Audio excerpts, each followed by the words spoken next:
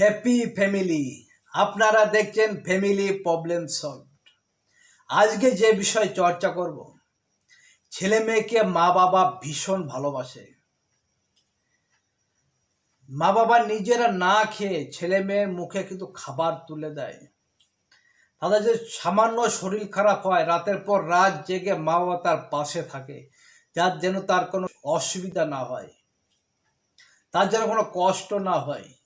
এই জিনিসগুলো যখন ছেলে মেয়ে বড় হয়, এই জিনিসগুলো কিন্তু তারা ভুলে যায় যে তার মা বাবা তার জন্য কতটা কষ্ট করেছে, কত পরিশ্রম করেছে, তাদের ছোট ছোট স্বপ্নগুলোকে পূরণ করেছে, তাদের চাহিদাগুলোকে পূরণ করেছে। এই জিনিসগুলো কিন্তু তারা ভুলে যাচ্ছে। তারা